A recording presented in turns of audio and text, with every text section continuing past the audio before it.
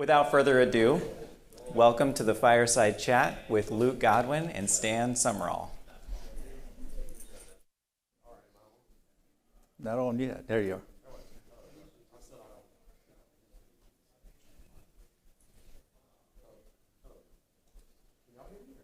No.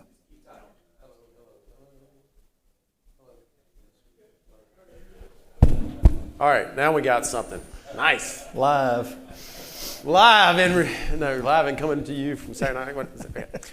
Friday afternoon fireside chat. I like that. Yes. That's good. So I'm Luke Godwin, co-host of the Independent Dealer Podcast. And many of y'all listen, which is astonishing to me. Jeff Watson and I started out 5 years ago to help dealers. And it was really Jeff Watson's idea. And I was just someone who didn't turn him down. And here we are 5 years later, and Jeff's too important to be here today, and he doesn't send his regards, and I'm sorry for that. His wife made him go on vacation, and so he's about 45 minutes north of here, and he did ask earlier today if anybody asked about him, and I told him no. Yes. So we do a little segment on the Independent Dealer Podcast called How I Built This, and some of y'all may know Guy Raz does one, How I Built This, and he's had some of the most amazing innovators on this podcast. And so we set out to say, okay, what dealers have we, or do we want to meet that really embody how I built this? And some of the dealers are in this room. Dan Grosvenor did one with us, Nick Marcosian. And I really encourage you to go back, if you've not heard those, and listen to them. It's inspiring. The one thing you find out is that even the dealers who do it the right way and have really grown and that are amazing, it didn't happen overnight. And they had failures too. We all have failures, no matter how good we are in business. If you don't listen to these failures, you're doomed to repeat those failures. So today we have a special guest, one, if not the largest lease here, pay here dealer in the country, one of them. I know nothing about lease here, pay here, so I'm not going to help you with this. I do know that y'all do, and I find it so interesting. I know buy here, pay here. Stan knows buy here, pay here. And he changed it to lease here, pay here. He did it for a reason. So, without further ado, Stan, thanks for being here. Welcome. And introduce the audience, to who you are, your beginnings, and then we're going to get into a bunch of questions. And we only have an hour, and I've heard that you like to talk a lot. No, obviously. I don't like to talk a lot. Really? So, here we go. Stan, who are you? Yeah. Well, let me start from the beginning. Obviously I'm Stan Sumrall, born and raised in Mississippi. Born in 1966, by the way. That was a long time ago. But at the end of the day, got out of school, had a choice to, get married or go to school, go to college and stuff. So I chose, I'm going to get married. Well, then how are you going to feed the family? So I ended up deciding I'd go in the military and joined 82nd Airborne. Went in the military for a few years, jumping out of planes, and then got back home. And then very quickly, because we only got an hour, so I'm trying to speed through this. So I'm giving you the fast version. And but once I got out of the military, got back home and everything, and then I'm like, okay, well, how am I going to feed the two kids that I have? Well, one on the way. And then we've seen an ad in the paper, and lo and behold, it was a sales position at a Toyota store, and went in the car business, and that's kind of where we started. And what's funny is he didn't realize when he joined the 82nd Airborne Division that he would do something that would help him for the rest of his life in the car business, and that is jumping out of planes. Yeah. I thought that was a lot funnier. It didn't land as funny as I thought it was going to. But, I mean, that's what we do every day. Oh, yeah. We jump out of planes, we fight fires, and the amount of, you didn't know it at the time, but the amount of knowledge that you gathered from being in the military, in the organization of the military, how did that affect the way you open your business and run your business today? Was there any correlation? Well, it's an absolute direct correlation and everything. A lot of it had to do with my upbringing, but a lot of it had to do with the military and the structure of the military and everything too, and leadership. And went through the ranks real fast, jump master qualified, all of this type stuff. But at the end of the day, is lead from the front, not from the rear. You know, and the way I always led the guys underneath me and everything is follow me. All I want you to do is duplicate what I do. I'll never ask you to do anything that I, one, haven't done already or will do today. You know, all I ask you to do is just follow me, you know, and that's kind of how we did it. There's so many of us that we get to a certain point in our dealership and we don't bend over to pick up the piece of trash in the lot, right? Right. And we go, hey, can you go pick up that trash? But real leaders pick up the trash, right? Right. Yeah. And the military really shows us the way to do that. How many of y'all out there, because I want to try to make this a little interactive, how many of you out there, and we do have a franchise dealer, I think one or two franchise dealers in the audience now, who else have worked in franchise dealers in this room? There's got to be more than one. Come on. Raise your hand. Not as many as I thought. Right. My dad was a franchise, my grandfather was a franchise Ford dealer. My dad worked in franchise dealers until 38 years ago, until he opened our store. You said you answered an ad for a Toyota sales position. Right. How long were you a salesman? Well, we started October of '87 in the car business and everything, and sales of the month, just about every month, the entire time I was there, and then moved through the ranks and stuff, and went to F&I school, all of that stuff, up until '96 is when we opened our first store. But prior to that, I actually come out of sales because I wanted to learn the process in the service department. So I went into the service department and to learn the actual process and pricing and structure and all of this stuff at the backside of the service department, because I knew I was going to need it when we opened our own store. I didn't want other shops being able to take advantage of me and basically, let's call it, just rip my head off, you know, on pricing and stuff. That I needed to better understand that. I knew how to do a bunch of the work myself, but I didn't know how they priced it and the markups and the margins and all of this type of stuff. So once I got that knowledge, then I transitioned to open my first store in '96. I think one of the things I'm lacking in my career of automotive is the service side of the new car service side. I think it's so important for us to understand that. Right. I've built a service department from scratch, and I have made massive mistakes. Right. Because I didn't understand it. Right. How did all those positions help you structure your businesses when you opened the positions you worked in the franchise stores? How did you take that and mold it into the first dealerships you had? Well, the first store that I had and everything was just one independent small store and everything, and you know, like a lot of us, didn't have a lot of money, and we didn't have floor plans back then, so it was hard to get money. Thought I would just go down to the bank and get the money. Obviously that didn't work. And actually, we had a choice, and I'm going to pivot to this just a little bit because it kind of set the stage of how we got there, is we got approved for a loan to build our first house, you know, and then it was either, okay, we'll build a house or build a business, you know, which way do we want to do it, because we're approved of that. And I talked to the banker, and he said, you can use it either way, you qualify for that amount of money. And so we already owned a small lot and everything, so we took that lot, we started building. You worked on the weekends and nights, still working at the dealership as a service advisor and everything, and working on it on the weekends.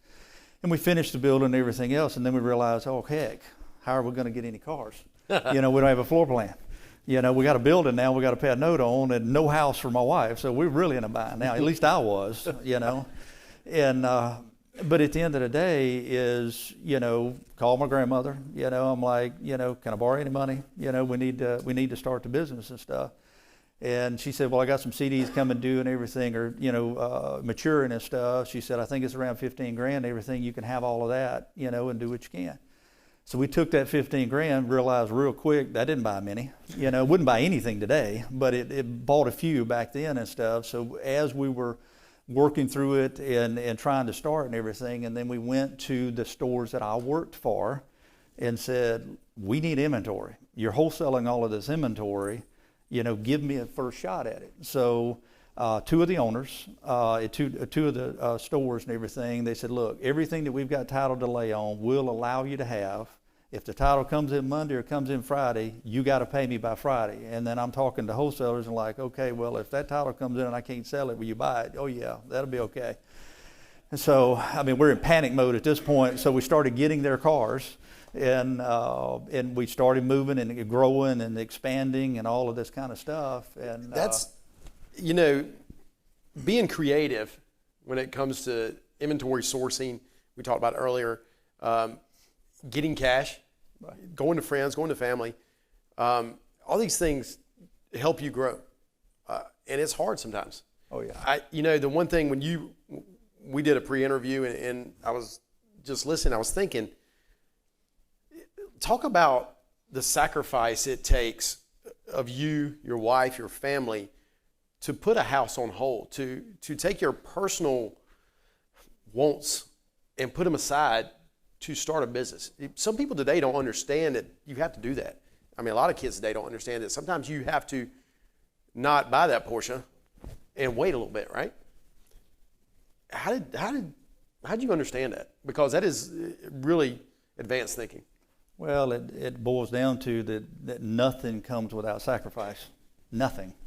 So at the end of the day, my wife was loan closer for a mortgage company and everything, and we knew that she had enough income for us to barely skim by.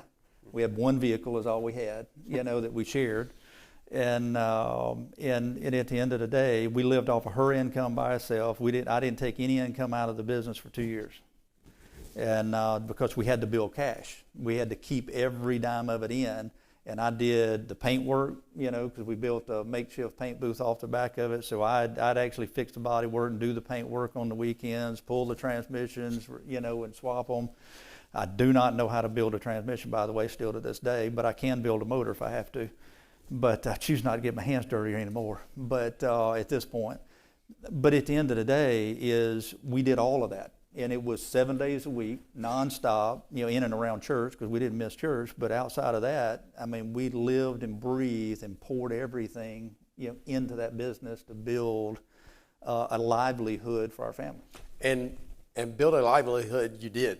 I was floored at the amount of businesses, lots, everything that you grew to up until about 2008. We got a lot here, y'all. I mean, you could start writing them down, because I was writing them down, and I could not keep up with as fast as he was talking. So he came to me today. He said, well, you had 3 lots. I actually had 6 and all these businesses. Name the businesses you had prior to 2008. We had 6 independent stores, the Hyundai dealership.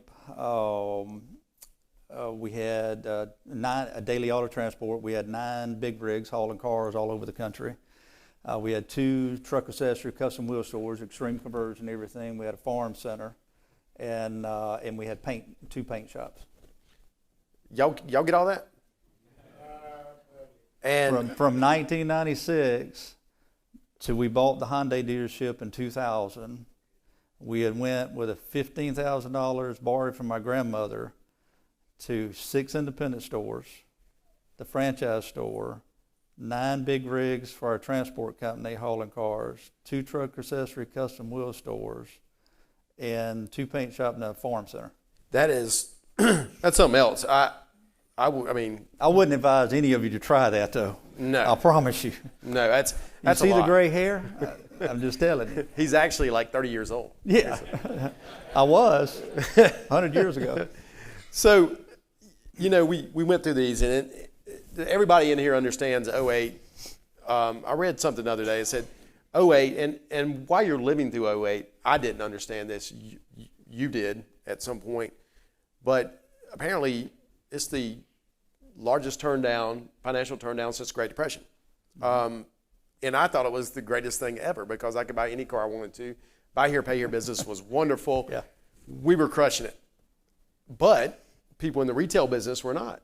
And were you dabbling in the buy here, pay here at that point? Were you in buy here, pay here? What were you doing? What were your dealerships looking like prior to to '08 or prior to what you do now? Well, let me give you a small setup to that conversation, to that actual '08 downfall and everything. Prior to that, in 2001, obviously the Twin Towers got hit. All of the banks froze. Well, we had 7 of our 9 big rigs sitting behind our farm center at $70-something hundred a month, just sitting, not earning any revenue because all the business stopped. If those that were in the business at that time know this, it completely stopped. And then a little bit after that and everything, one of our rigs got in a bad accident. You know, it was a 18th accident out of 20-something accidents and everything in just a 24-hour period. It was a mismarked construction zone, top of hill, on a bridge, nowhere to go, killed some people. And 4 years later, lawsuit. You know, they had actually pierced the LLC and everything, was coming after other businesses and everything else, and the only way to stop it was to BK. And so we filed bankruptcy, $7 million worth of equity in all the commercial real estates, all the businesses, all the revenue, everything just gone, all in one move. So then we went on vacation up to the Tennessee and everything, and laying in the hotel room trying to figure out what the heck we fix to do to feed the family, start back over and everything. And then I get home, and then Don Foss calls and says, get on a plane and come up here and talk to me, because we were a large, credit acceptance dealer at that time. We were one of the largest in the country and the highest volume, per month. And so at that point, let's back up just here. I'm sorry. Let's frame this. It's a lot. Yeah, there's a lot going on here. So in '01 or '02 is when your downfall started. And that's my fault. I was thinking '08. So you were a CAC dealer, and Don Foss is the founder of CAC, in case y'all out there don't understand that. One of the most inventive people in our industry, really and truly. Innovator. He passed away last year, the year before. And, I mean, CAC is a big player, and that's what you were using. Right. And it's a pretty good life. But you had a business that sunk you, one business out of 12 that really took you under. Right. And we talked about this. You lost everything. $7 million in equity, gone. I had literally 30 days after that, so I got the call when I was in church. And I can tell you, literally thought I was having a stroke, sitting on the side of my bed and everything. I was 37 years old at that time, and 30 days later my chin starts turning gray. Now it's just white. but either way, a lot of stress, a lot of problems. My faith held me through it. I can say my own pastor looked me straight in the face and said, I don't understand how you're standing. People have committed suicide for much less. And I said, the thing that they don't understand that I understand, it wasn't mine in the first place. I just got to use it for a period of time. And at the end of the day, and I shared this with Terry yesterday, I said, between Genesis and Revelation, it says the Lord will give you the desires of your heart. There's nowhere in there it says to let you keep it. Nowhere. Between each cover, there's nowhere in there. And he could take all of it tomorrow, but at the end of the day, I'm not driving the bus anymore, And it wasn't me. It was opportunities and different things that the Lord allowed to put in our place to move up that hill and everything as fast as we did. And we don't have time to go into them. I'll be happy to share some of them with you tonight, and it'll blow your mind how opportunities just landed in our lap. And we expanded. But either way, we lost it all, and then had to rebuild and stuff. And then Don Foss called and said, come up, and he wanted to actually create and start building and putting credit acceptance stores in all the markets that we weren't at. And I said, wrong answer, a bad idea, it's not going to work. I mean, he flew to my store, and we sit in our Hyundai store and everything, him and Keith McCluskey, every year for years. And we would just strategize about how to grow the business and how to get better at it and all of this stuff. How CAC can get better at what they're doing. Yes. Okay. And how can you grow that company and stuff. And then when, and I went to work for them to try to help them. I said, well, I'll give you a year. And 6 years later, I was still there. But we helped them, develop and work. But we were one of the first dealers first 6 dealers, because it was Don Fawcett's stores, Keith McCluskey, Anthony Underwood, and my store. The first ones, it was on the first computer program to be able to do the automated approvals, CAPS 1.1 for y'all that understand credit acceptance. And we blew up volume.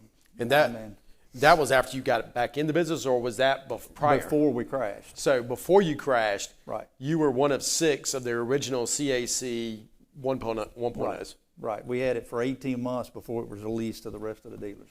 And so Don Foss calls you and says, hey, I know you're not in business anymore. Obviously you're not in business anymore. But I love you. I need you to come help me. Right. And you said, yeah, I'll give you a year. Right. How did you end up there 6 years? Well, why did you stay, and why did you want to stay, and what did you learn during that period? Well, we were building, when we were we had only had a few reps, they wasn't doing that much business. They were trading at $34 a share. Their BHAG goal was $100 a share. And how to get there. He knew I knew how to build businesses, and grow them fast, so how do you expand it? How do you do all that stuff? So we went in and we're doing strategic planning meetings and marketing and all of these different things and training and all of this stuff. And there was just so many things that were sort of dysfunctional on some of those. And a prime example is their training. You'd spend all this money, go up there for 5 days, and they would tell you the what. They never explain how you do the business or why you should do the business. They just give you all the what. They miss the key pieces of the puzzle that motivates anybody to make change. And so we ended up with, long story short, 6 years later, I handled everything west of Texas. I had Alabama, had both Dakotas, had Alabama, had Georgia, had the Carolinas, had over Florida and a few other states in that stint. And it was basically come in and train, hire directors, train them, teach inventory sourcing, and get them to understand the path to sell and the path and how to build this portfolio and everything. But we'd go to corporate and everything, and then, what was everybody else doing? Everybody else was going out to eat or going to the bar or whatever it was. I went to the collector's department. I sit behind the scenes because I wanted to understand, just like I did in the service department, before I got out of the other, I needed to understand how does the backside of the finance company work and how was it put together? How did you get the money? How did you fund the money? How did you, create the performers and all of this stuff? I spent all my time behind the scenes every visit that I made up there because I had full intentions had a vision of I'm opening back up and we're going to do, buy here, pay here, and create and open a related finance company. But how do I raise the capital? The people that know that are behind those doors in credit acceptance that I work at. Yeah. So every minute that I was in corporate, I was behind the scenes, listening and having meetings and discussion with all of those. That is, you knew the whole time when you were working there that it was a bridge to going back into business. I knew after probably 6 or 8 months after I got my head clear. I can't imagine. That took a little minute. Yeah. I can't imagine the thought process of going, okay, I failed at this one. I failed first, right? Going and taking this job. I mean, it had to be, you have to have amnesia almost at some point to say, okay, I'm ready to go again. When did that time come? When did you know it was ready? It was time. Exactly where we're at today. I seen the market, and I was even having a conversation with Don about it and everything, and I said, we're at the opportunity. How much money can you get? And how much can they actually raise, because we can't grow unless you got cash. And got them convinced to actually do the market, the realign the markets in the entire country and redesign the actual pay plan that was focused on nothing but growth for the sales department and a 3-year plan to go from 34 reps to 150 reps and then bounce to 300. I think they're close to 500 reps now. But at the end of the day, it took 2 years to argue in that in every meeting to try to get them convinced because they kept viewing it as, oh, we're giving them a raise. Why would we give them extra money for not doing any more work? Well, we're going to take their market from this big to this big, and they've got to still make a living in this hole. And but ended up, it worked, and every quarter after that, included to this day, has been more profitable than the quarter before. I mean, and they exploded, and they're trading close to $500 a share now. So, but I knew that it was time because I seen the opportunity, the way the market, that it was crashing, it was coming to the bottom, and in no time better to get in the business, as you already know, is when there's nobody buying, there's nobody selling, create and function and serve a need in the market when the lenders are out of your space. Not only for credit acceptance and get them to blow up on volume and everything else, but also for me. So I made the conscious choice and everything. Okay, well, we've put money back in the bank, we've got our feet back under us and everything else. And so we started back up with $75,000. Now I had a little bit of extra there because I had, stock in the company and everything else that I didn't want to let loose of yet. And we ended up, cashing it all in. I should have kept it, by the way. But hindsight's always 20/20. Yeah. But anyway, we started the store back up with one store, $75,000. And what year was that? That was in 09. In 09. And it was buy here, pay here. Buy here, pay here. With $75,000. We were using credit acceptance to do part of the deals to try to help cash flow and stuff, and building the buy here, pay here at the same time. And for some of you young folks out there, if there are any out there, I might be the youngest person in the room. Probably. No, I'm just kidding. But $75,000 was a good bit of money back then to do buy here, pay here.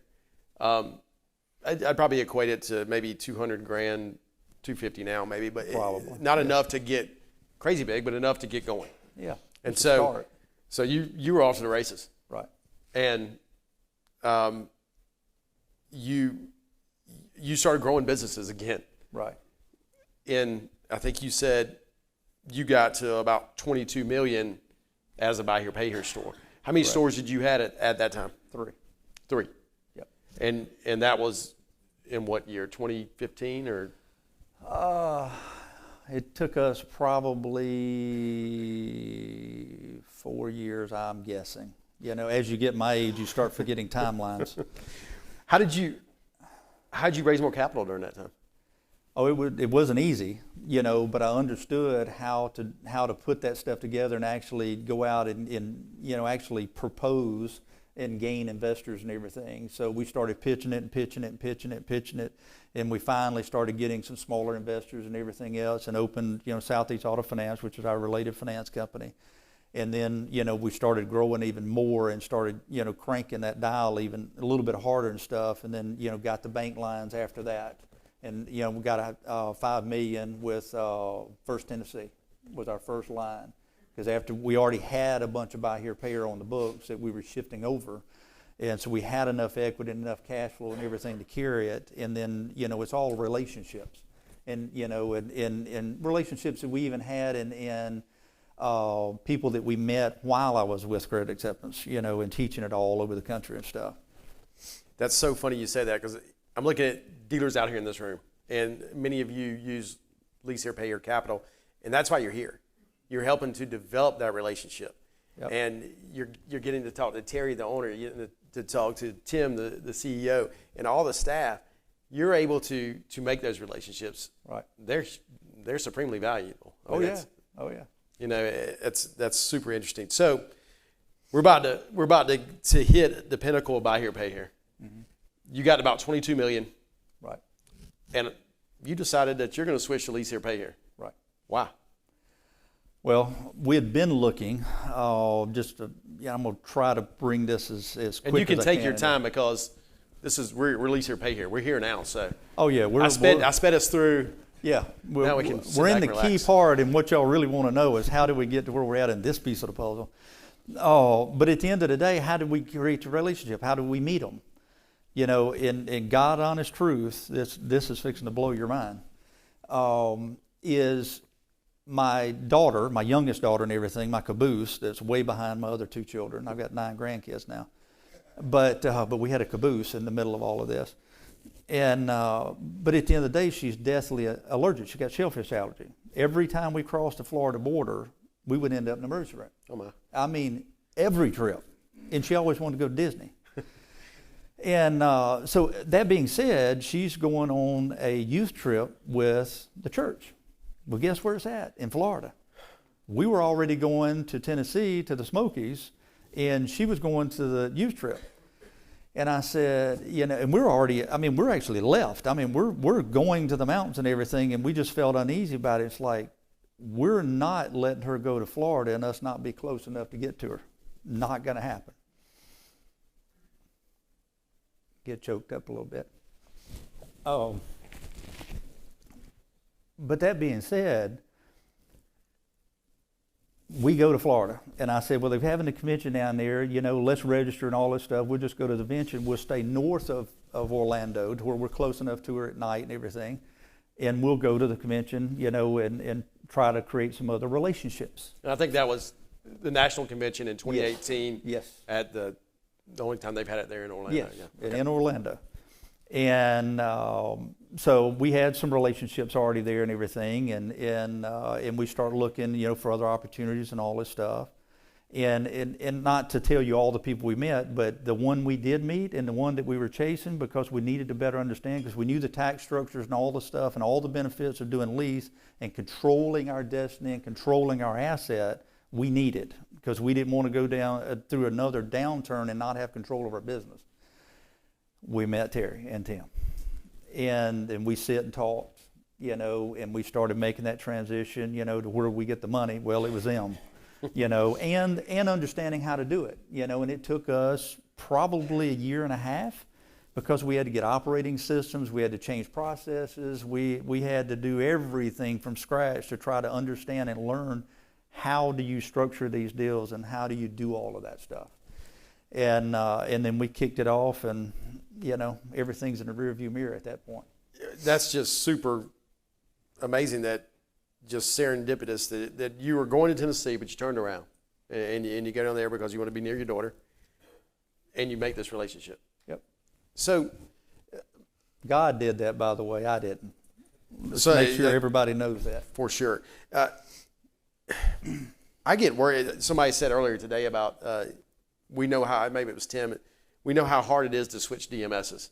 And I switched DMSs, and I've done it twice now.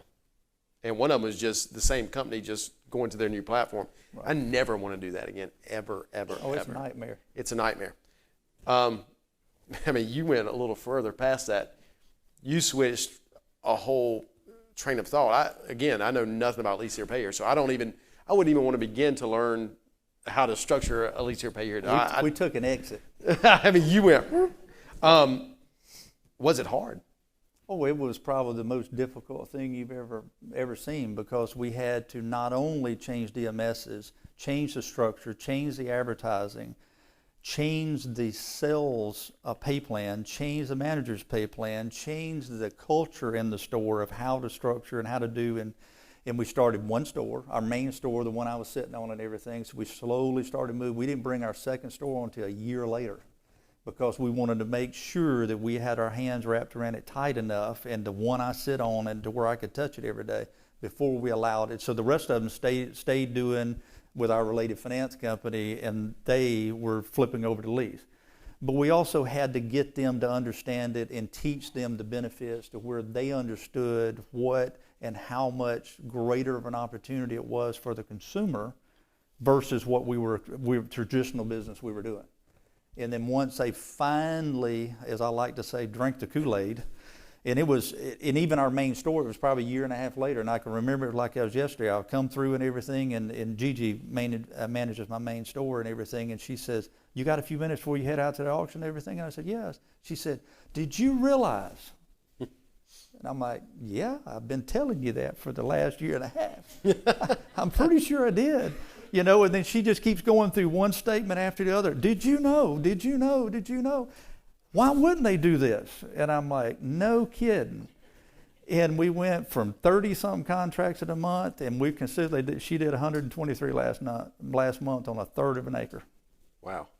And she's cranking those numbers every single month. So you can't duplicate that, by the way. I mean, it's just difficult for that small of a store to do that. There's a lot of training out there for retail, buy here, pay here. There's a lot of training out there. There's significantly less training for lease here, pay here. I mean, right. Did Tim and Terry teach you to do this? I mean, how did you figure out the difference, and how did you figure out how to do pay plans, how to do all this? Well, some of it was trial and error, but a lot of it was them. A lot of it was Bill. I mean, you just keep going. Everybody in this room, you know, a bunch of the guys that were sitting up here speaking. That's how you learn.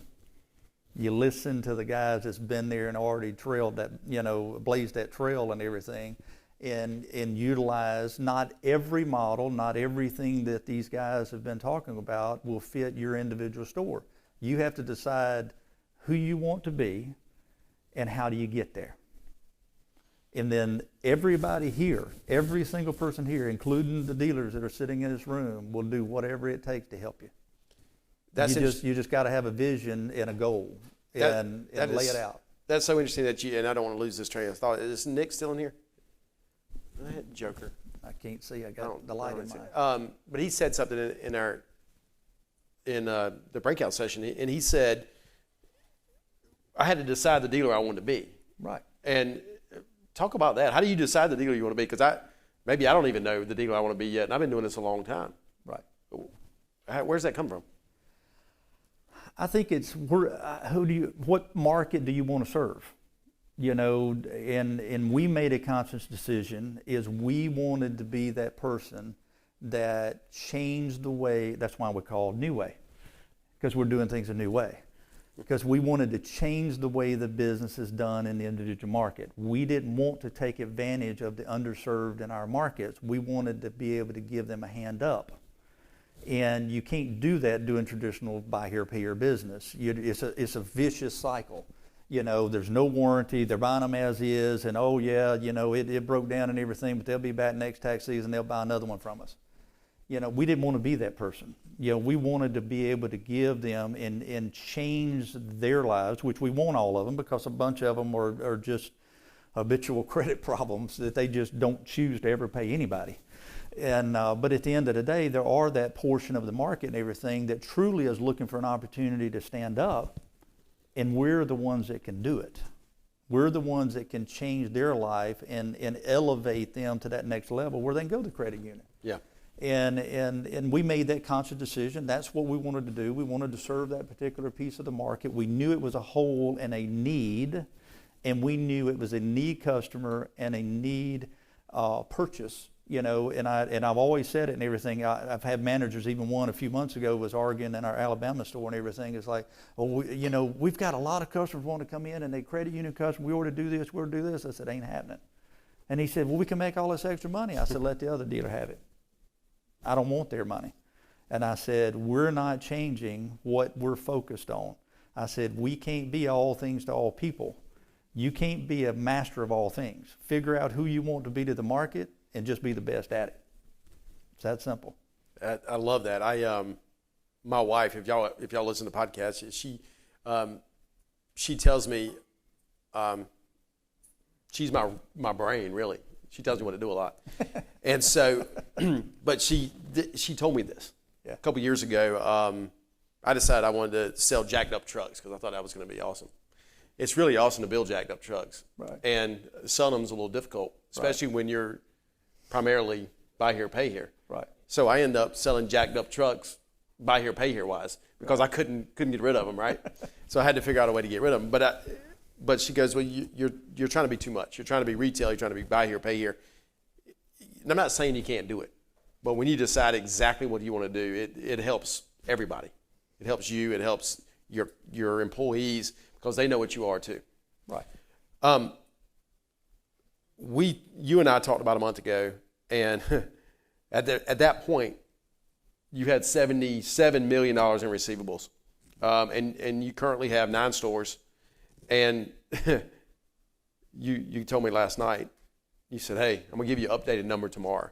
So just a month ago, you were at 77. Now you're at 85 million in receivables with 9 stores, and you're selling, I think you said 469 last month, or 494 we sold last month. 494 cars. Wow, that's incredible. Did you go out and buy other dealers' businesses to get to this size, or is this all just organic growth?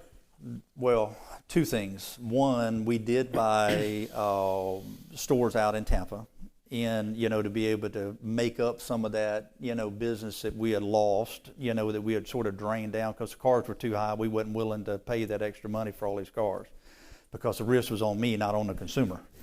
And so we brought it. We actually bled our portfolio off, by probably 1,800 contracts, maybe a little bit more. And we had an opportunity to buy a store down, or multiple location stores down in Tampa, and we bought those stores in February. And February of this year. February of this year. Okay. So it gave us a little bit of shot in the arm and everything. And then where this growth has come from is what we've said all along and everything. The market is sort of like '08. It's on the bottom and it's already starting to make that turn. That's why I made the comment and everything about next year. It's not next year. It's right now. I mean, it's staring us in the face. I mean, we're living it right now. I mean, we're at, how many, Brad, were we months to date as of yesterday? All right. We're 193 month to date already this month. Wow. Prior to when that turn happened and the prices of the cars come back in line to where we were actually purchasing a large number of cars every week again to start feeding it and go back into growth mode and stuff, it was about the second week of July it started making that turn. I mean, I went from one auction to the next, and you could see the prices drop and less dealers in the lane had changed. And I said, it's here. And we started cranking it as hard as we could and everything. And I think we were close to 400 or so, whatever that number was that particular month. And we've been upper 400s ever since. So we kind of skimmed over you buying those dealerships. Was it hard? Man, I tell you. I wouldn't recommend anybody do what we did. I'm just telling you, that was not a good idea. That was painful already in a painful market. That was not a smart decision, but we did it, and we've, I think Tim had actually asked me at one time and everything, well, how's it going and stuff, and I said, it's like trying to save the Titanic when it's already standing on its nose with a roll of duct tape, and he says, no, really, how's it going? That's how it's going, and it's still sinking, I said, it was so far gone. It's hard to stop the bleeding as soon as you take over a failing store. And my wife's like, well, you should have knew it was failing. And I said, it wouldn't have been for sale if it wasn't failing. Of course, you don't, rarely do they sell a successful business, unless you overpay for it. What? Why was it failing? Mismanagement. I could go, we ain't got time to go into all the problems and everything, but I can tell you it's just everything from fraud to employee stealing to the list just goes on and on and on. The owner got sick, hands off, and it was just an absolute disaster. Are you going to be able to fix it? Oh, we're fixing it. Okay. I mean, we're starting to make the turn, and I think by January we should be back on our feet. But we've been bleeding money ever since, But at the end of the day, we have fired nearly 100% of the employees and started over. Wow. And if y'all know, it takes time, no different than in our own business. It takes time to not only train the staff, to get them to drink the Kool-Aid, to where they understand how to start turning that volume. Another prime example is our Pearl store. The Pearl store has been there for going on 4 years now. So we went through a few managers and stuff, and then we're trying to push, and we're doing, 18 to 20 something a month, and everything is fighting. And I was going to mention it earlier when they was talking about make the decision to close the store, not close the store. And I'm like, it's just barely breaking even. Do we close? Do we not? Do we close? Do we not? And I said, we're just going to hold on because we're going to get the right team. We're going to get them to drink the Kool-Aid. We're going to make that turn. They did 89 last month. So and one salesperson done 55 of them by themselves. I mean, they drank the Kool-Aid, finally. A few months ago, but they finally got there. Well, yes, people and process is always, correct? People and process is all it is. A friend of mine, he's since passed, but he had 3 stores in North Carolina, and one was in Goldsburg, and we were in 20 group together, and he kept it's horrible, right? And then he hired the right person. Right. And it just took off. I mean, it was his least overhead and his most profitable store, like almost immediately. Right. Do you have any plans to open any more stores? I mean, 9's a lot, and we heard earlier, I think Dan said he heard 5 was hard. You try 9. So which one was the worst, 5 or 9? I don't think I think it's what capacity and what team and senior team you have in place to be able to handle it. We brought Tom on, which was our lender at the bank for our other finance company.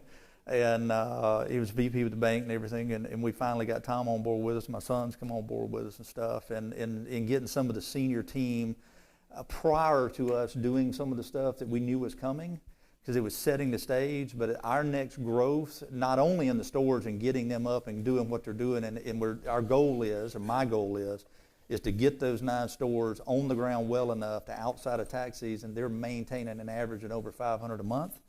And then during tax season, breaking 1,000 a month. Wow. And we'll easily get there. But at the end of the day, we have no intentions of opening any other brick and mortar stores. We've already created and built, which a year and a half later, we finally got it live, and it got the bugs worked out of how we want it with our online approval system. And our indirect leasing company is already setting in place. That's great.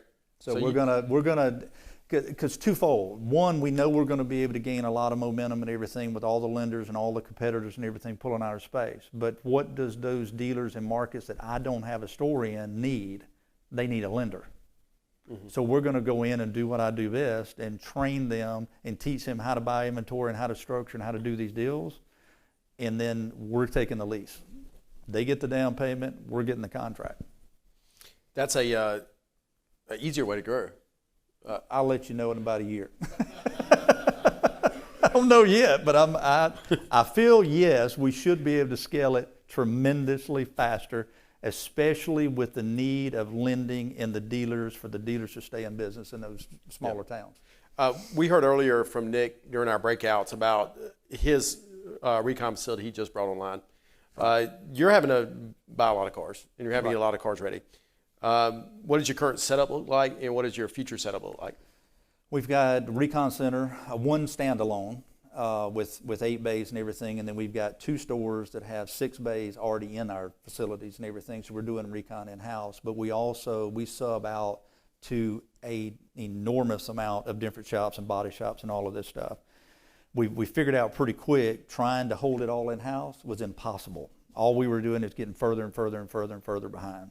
They can only handle so much capacity. I mean, techs returning 100+ hours a week average flag time, they can't do anymore. I mean, they're burnt out, and we lost some because they were getting burnt out. And but at the end of the day, is we've negotiated contracts with all of these different ones, and one main one, even by our main store and everything, by our main shop, and we're spending probably $35,000 to $40,000 a month just with that one shop and everything, and we're paying them labor only. $70 an hour labor, we send them the parts to where they're not making the parts markup off of us. That's a good deal. Yeah. Oh, it's phenomenal for me and everything. By the time they pay overhead, pay workman's comp, they pay all of that stuff and the light bill and everything else, I mean, they're not making much off of me. But I think you sent me some pictures of something you're about to build, right? Oh, yeah. We finally got the last of some of the property deals right above where my Hyundai store that we lost used to be. We're at the next light about 300 yards north of it. We now own the 12 acres on that corner and everything, and we're building the shopping center and all this stuff, bank and a few other things. We're buying some of the frontage and the fast food restaurant stuff, and then we're building a 34-bay shop on the 6 acres in the back of it. Still, highway frontage, you can still see it and everything else, but is that going to only be recon, or is that going to be recon and customer repair? Ultimately, it's going to be retail too, but okay. I don't choose to take any retail because we're doing enough business that we can pull all of that business that we're subbing out back in-house. Is that the reason? And feed every bit of it. That's the reason you pulled the trigger was to do that? Yeah. Well, we bought the property when it was actually during the election, whether Hillary or Trump was going to win. Everybody was hedging their bet which one was going to win an election, which one was going to win an election. Well, the owner of that property was 80-something years old, and they owned a mobile home chain of stores and multiple. He lives in Georgia, and it was his last property, and he needed to get rid of it because he was getting in bad health and didn't want to leave his heirs with a piece of property he had to deal with, just leave them cash. So we kept negotiating, and so we negotiated right before election and everything, and he thought Hillary was going to win, so he took less money for the property as long as we'd close it in 7 days. and we bought it, and the bank done the deal with no appraisal, no nothing and everything, because we bought it for about a third of what it was worth. Wow. I love when people make these deals and it's really a real estate deal and it ends up helping your company. It's awesome. Yeah. I mean, you've got, how many accounts is 85 million? I don't even have a clue. Just shy of 6,000. Just shy of 6,000. That's a lot of collection. Yes. How do you handle that? A lot of people, a lot of work. But it's more systems and technology than it is anything else. That we've got deal pack, we've got all of that stuff to be able to track and set up the queues and everything of what level. But we've got senior collectors that are in 2 of our locations. One is our finance company that we still has a portfolio that we're collecting out on it. So we've got senior collectors over there. And then we've got senior collectors in our main store upstairs and everything. I actually moved my office. They're in my office upstairs. And then we've got individual collectors in each individual store too. And then we've got bilingual collectors because of the Florida stuff. And to where we can touch them and hold our hand on them and everything and ensure they're doing what they're supposed to do. But at the end of the day, we've got 7 collectors, and you could say we got a few more than that because they sort of dual roles of what they do, because we got rid of all the F&I managers. So there's one other huge savings. If just like if you're doing retail business and you're doing, regular, lease your payer, buy your payer, well, guess what? You're paying an F&I manager, and you're paying him on your money, that you're putting out in the street and everything. We eliminated all of those positions in every one of our stores. We don't have F&I managers. We got an assistant to the manager of the store, and while they're not contracting deals, they're doing collections. They got a smaller queue and doing insurance verification. And that's just our setup. Not that other setups are not better or worse or whatever it is. It's just how we do stuff. And can people go into your stores and pay there, or yes. It's all online? Okay. Yeah. But we're still collecting a large percentage of cash. Yeah. Because of some of our customer base. Some stores collect much more than others.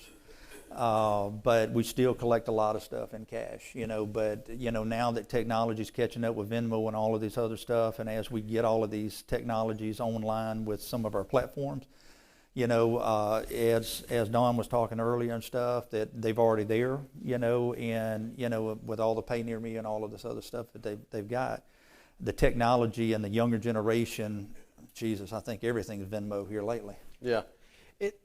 Collecting now compared to collecting in the early 2000s and late 90s, it's a different ballgame. Completely different. Technology has changed. Right. And technology, honestly, in the last 3 or 4 years have changed collections. Right. What are some of those technologies what are some of the technologies that y'all are using? Well, even in our operating system and everything, to be able to collect that stuff, we're not having to manually go in and push a text or text, we started so far back and everything. I remember days we're going to buy, regular phones from like Walmart or Kmart and everything, and we, bought so many minutes every month and everything to load it, and that was the ones they were texting the customers on, because they didn't want to text them on their personal stuff, and because they didn't want any responses. But the systems and the technology that's out there today, you can collect a much larger amount of contracts with a whole lot less people. And AI is coming. I'm telling you, it's coming. And as that technology gets perfected, and I feel comfortable with it, we're going to be integrating all of that stuff into where we don't have physical people having that conversation. Yeah, that day's coming shortly. I used to be the head collector at my store, and I wish I would have had the technology my collectors have today. Right. I had to literally pick up and dial the phone every time. Right. And it was painstaking.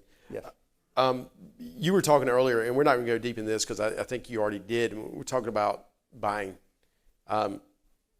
You still buy a majority of your cars. Mm-hmm. Well, you told me the other day you had a grandkid on your lap. Yeah. While you were buying cars. Yeah. Or you train them early, don't you? Well, she was 2.5, going on 3 weeks old at that point. And my wife needed to run and get something and everything. Well, can you handle her? Can you hold her? Can you hold her? And I got to bring her here, and I had her in this arm and everything. And of course, after she got done with her bottle, she needed the doggone burp, and I'm over here this way, doing this because I got to keep my hand over here clicking buying cars, and she got home and how'd y'all doing everything? I said, we bought 48 cars. She's going to be good at this. It literally, honest to God, truth. And it was a few hours later, she shows back up. Yep, bought 48, and Brad is the one that had to load them in the system. Oh, that's great. He said, it was a good day. I said, yeah, it was a good day. I got to play with my grandbaby and buy cars. Couldn't get any better than that. So, you didn't think we'd get done in an hour. And here we are, about to wrap up. And I know everybody's ready to go and have a drink and celebrate the things you learned today. I want you to leave them with something that's going to, stick with them and resonate all night. What is one thing that you can say, if you don't do anything else in business, this is what you do? What is that? Lease your repair. I can tell you real simply, and I've shared it a lot and everything, because you go through the 08 and 09 and trying to help dealers bail out, and as lenders are pulling out and creditors are pulling out and senior banks are pulling out and the whole list of all this stuff. Figure out a way to get control of your own business and your own destiny. You have to look at it and decide which side of the fence do you want to sit on. Do you want to sit on the side that, I can do all of these retail deals, I can do all of this. Now, I'm not saying they say it's wrong. That's your decision. It's your business. You do it how you want to do it. What I'll tell you is, if you want to build, as I want to build, a legacy, not a business. We want to build a legacy. Something will last and stand up to all of the storms and the volatility of the markets in America that's going to come, because this is all cycles. And we're going to see another one of these same cycles. There's no time better than now to do buy here, pay here, or lease here, pay here today, not next year. Because it's already here, it's already coming up that hill, and it's whether you want to get on the train or not. Cool. Because you're going to look back, everybody wants to do our business, including other lenders, when business is good. And the markets are strong, and inflation's down. All the lenders come back into space because, we got an appetite, we got all this excess cash, we need to get back in, we need some of that business. Well, guess what? The need customer never changes. I don't care if the market's here or the market's here, that customer's always here. The difference is whether they're going to the franchise and have enough money down during tax season to be able to get Cap 1s or one of those to take the deal on a discount purchase and everything, as a D-credit type purchase, or as now, they're all getting pushed back to us. We didn't change advertisement. We didn't increase our budget. We're actually looking at decreasing our budget on advertising because we're growing so daggum fast. But we didn't change anything. Overnight, all of those customers all of a sudden couldn't go to our competitors and couldn't go to those franchises and get financed anymore. It forced them back into our bucket, and they forced them back to us. And it's a better customer, in my opinion, because it's real down payments. They earned this down payment. And at the end of the day, they should pay better because they've got investment into the contract. And we own that car because we're able to buy them back to normal values, or as close to normal values as you can get in this crazy market we're in. So the risk is less today to put that same contract on than it was even 4 months ago. Stan, in a huge way. That's great.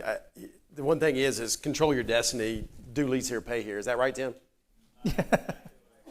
Yeah. All right. Thanks, Stan. I appreciate it, man. You're welcome. Thanks, brother.